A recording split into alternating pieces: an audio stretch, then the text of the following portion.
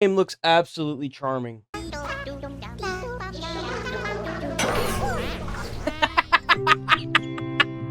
After a preview session where I was able to play the first half an hour of LEGO Voyagers, the mandatory 2-player What If Hazelight Made a LEGO Game adventure. So you have to play it 2-player. That's kind of annoying. From developer Lightbrick Studios and art house publisher Annapurna Interactive, I wrote, quote, LEGO Voyagers might already be my favorite LEGO game ever, end quote. Keyword, might. One less than ideal thing happened between my initial preview and my 14-year-old daughter and I completing the full version of LEGO Voyagers, where we tumbled, built, and played our way through to the end credits in same-screen co-op. It ended all too quickly. It left us disappointingly unfulfilled because it ended just as it seemed like it should be hitting its stride.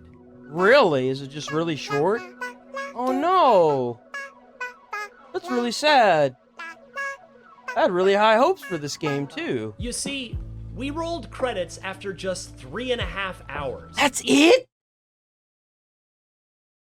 Bro, there's no way! Even less than the slim 5 hours the publisher told us to expect. I've never been one to knock a game just for being short, though. Heck. Bro, like, and he played it with a 14-year-old?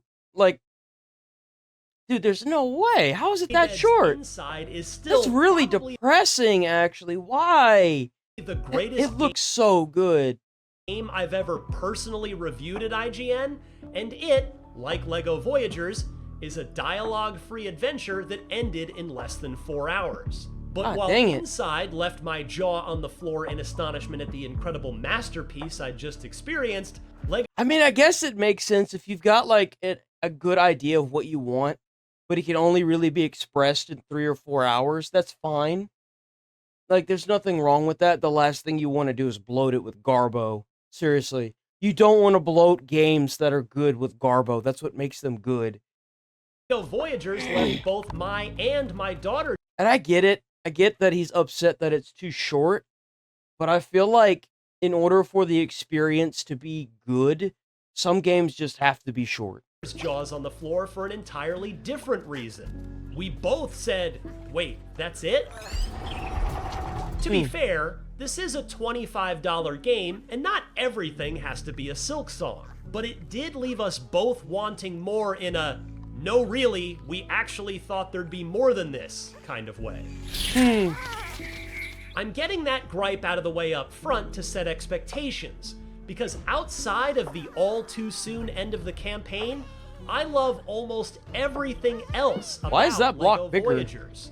I'll start with the tone, which is quite different from Traveler's Tales' more whimsical licensed LEGO games and the slapstick with heart LEGO movies. Voyagers... Bro, like, I had a friend in high school that absolutely swore by the LEGO movie, and I went over to his house, and his dad swore by it too. Both really cool guys. I've got nothing wrong with them, obviously. They're great friends. I haven't talked to them in years, but we sat down and we watched it. It was me, my friend, and another friend that had came over, and his dad, and you know, the apartment owner's dad or whoever, right? So I watched the whole movie, and I didn't scoff once. And maybe it was because I just didn't get it at the time. I don't know. But I didn't really find it that funny, but they swore by it. Instead, playfully curious, delightfully I'd have to rewatch it to understand, right I'd down to imagine. who you play as and how you move. You and your co-op partner are just nameless, voiceless, one-by-one bricks. One red and one blue, both with a single mild... Why is the blue one bigger? ...expressive eyeball attached to one side, and you simply roll your way around the Like LEGO here, it's not world bigger. with fairly believable physics bouncing you around the play spaces. And though it obviously makes no logical sense, you can jump by pressing A. Dude, the way the blocks look, they look so realistic. Whoever animated this did a damn good job. This looks phenomenal. This looks like an actual Lego brick. The way the light is hitting it, how the smooth surfaces look whenever you like look at a Lego brick. Whoever animated this knew their Lego bricks. Like, I cannot stress that enough. This looks phenomenal. On an Xbox controller, and snap yourself into any nearby peg with B. Pressing Y rotates your orientation by 90 degrees when you're in that B button snap mode. Actually, though, your avatars are not entirely voiceless. Your one-by-one bricks can make adorable little noises if you press the X button, which can occasionally be used to harmonize in certain spots, but is more likely to be intended to get your co-op partner's attention when playing online. Oh. On that note, kudos to Annapurna for following Hazelight's lead and offering a Friends Pass that allows you to play with a friend online using only one copy of Voyagers. Hey. Our adorable one-by-one bricks instantly make for likable protagonists in an almost Pixar-ish kind of way. I appreciate if they made Lego sets out of these, some of the sceneries in this game, I would totally buy them. They look so good. Little touches, like how the blue one starts with a beach bucket on its head. The music, which doesn't always play but makes an impact when it does, plays a big part in establishing Voyagers' playful vibe, too.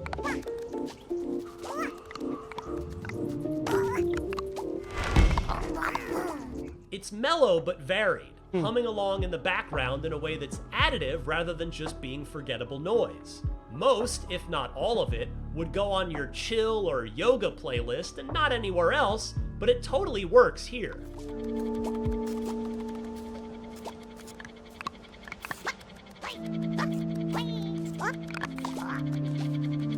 I also want to commend the authentic art direction and visual identity of Voyagers, which is decidedly less cartoony compared to the licensed LEGO games. Yeah. It goes for a sort of realism, with every piece in the diorama-like worlds looking like the shiny plastic its real-life counterpart is. That was the first thing that drew me to this game. Whenever I saw trailers for it, I was like, oh my god, that looks so realistic. How? The art design and the 3D, like, graphic design of this is phenomenal. The LEGO word marks stamped into every brick. The soft daytime lighting baked into many scenes has a warmth and serenity to it that gives it a relaxing, mellow, and playfully curious tone, and the use of light and shadow helped draw me in immediately. 3 Ginger Kids, that's a creepy soundtrack. These sets... Is it really? You think it's creepy? Dude, chat all great day and positive vibes. Member of Smile to a Stranger can always be a good for both. Dude, you're awesome. Please stay around here.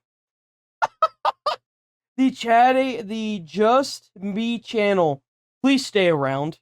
I need more of you in my life. Seriously. Going around now about interviews, talks.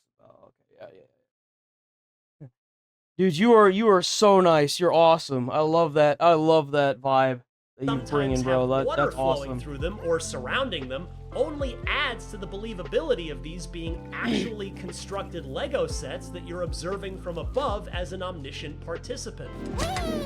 Furthering that easygoing atmosphere is the complete and total lack of any penalty. I don't think I've sat down and played a single Lego game, but if I was gonna play one, it would be this. And it's just because of how realistic it looks, death honestly. Whatsoever. When, not if, you tumble off the edge of a scene or miss a jump and I'm plunge sure it off happens the a side, lot. you'll instantly reappear right where you last were prior to your mistake. See, I appreciate that. Don't waste my time with the death animation, dude. Like, I don't care. Like, for example, I actually get really frustrated in Borderlands 4 now. Because in Borderlands 2, whenever you die, you just, especially if you had a good desktop.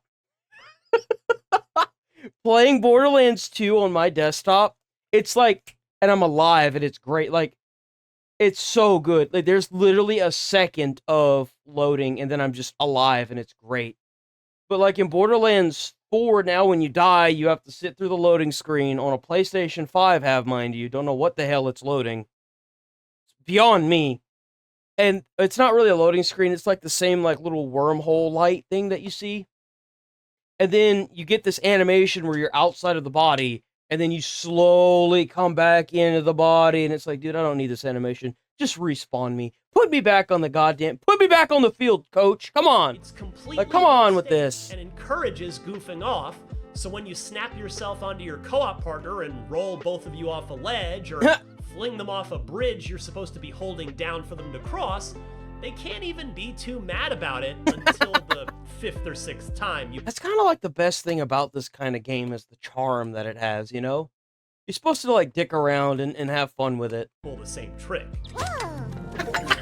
There's never any direction given, but intuitively, we immediately understood that your goal in a game like this is to get from point A Those to look like point some B. nasty old dirty bricks. Those are the kinds of ones that you don't put on anything because they got like the rounded, like smooth, curved top on them. They don't stick to anything. You know what I'm talking about whenever I bring those up. They don't have like the sharp edges like this one has. How it has the sharp round. This has that like smooth edge. Those are the ones that you just don't use because they don't stick to anything. In the early part of the campaign, that's accomplished by simply picking up loose bricks from around the scene and working together to assemble them into makeshift bridges to cross gaps. In true LEGO spirit, there's no single right way to build your path forward. You could build a super clean structure that a civil engineer would approve of, or cobble together a hodgepodge of pieces with no regard for aesthetics or efficiency, but which gets the job done nonetheless. We tended toward the latter and had a great time doing it. Side note, a photo mode would have been a nice addition as they don't have photo mode? What you create and share it with your friends and family, but simple screenshots sufficed. The puzzles ramp up a bit as the campaign progresses, though as I mentioned, it felt like there's a lot more room for it to grow into that it leaves unexplored. A favorite scene of ours had us driving a big dump truck of sorts around an industrial yard where train tracks are made. The locomotive we rode in on had to stop due to a gap in the tracks, so we got out, hopped in the truck with one of us steering while the other effectively worked the pedals. We roamed around, collecting raw materials into the truck bed before taking them to the foundry to be forged into usable track pieces, then satisfyingly snapped the new track into place and continued onwards. It's still simple, but with a few more steps involved than just assembling a bridge or stairway. We also had fun with a series of mini-games near the end of the story that I won't spoil here, except to note that they're particularly finicky physics-based challenges that might be quite tricky for younger gamers that are likely to be drawn to Voyagers and its E for Everyone ESRB rating. Fortunately, none of these tricky tasks are required in order to progress, but we did have fun earning the achievements that came along. That's kind of standard. I don't know what kind of games you've been playing where like a side mission isn't harder than some of the main quests. I don't know what. That's kind of like an old way of thinking. You'd be surprised at how many games this day and age have harder side quests than they do main missions. With completing them.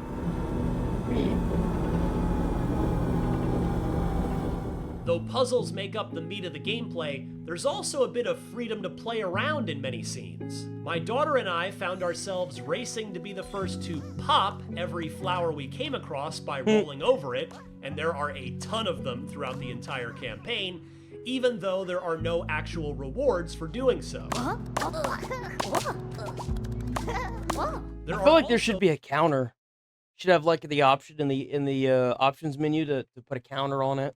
Fun little breaks you can take, such as by each hopping on a teeter-totter or sitting next to each other on a bench. They're absolutely not required, but they make for fun little pit stops along the golden path, and another idea that those of us who played Split Fiction earlier this year might recognize. If I were to levy one more complaint against LEGO Voyagers, it's that neither my daughter nor myself quite got what the meaning of the completely wordless story was supposed to be. In the opening moments, the one-by-one brick avatars watch a rocket launch go awry. They spend the next handful of hours trying to get to the rocket facility, and I suppose you'll see what happens. But if there was a moral to the tale here in the way you might expect from watching WALL-E or playing a game like Tunic, both of us missed it. Here we go. I would absolutely love to see the adventures of the one-by-one red and blue bricks continue, because LEGO Voyagers lays down a fantastic foundation that simply cries out for more. More story, more puzzles, and more time in this fantastically presented world. The building blocks here, are incredibly solid, and I'm confident there's more goodness to mine in this plastic brick well than the 3.5-hour campaign can deliver. As a result, its ideas never got complex enough to blow my mind with clever solutions in the way that the best and most memorable puzzle games do.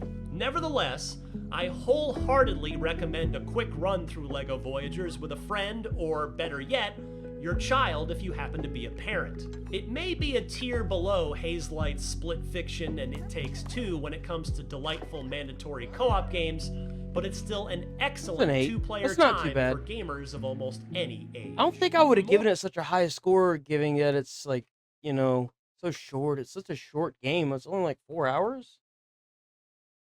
I mean, that's pretty good though. That's really good though. I can't hate on it that much.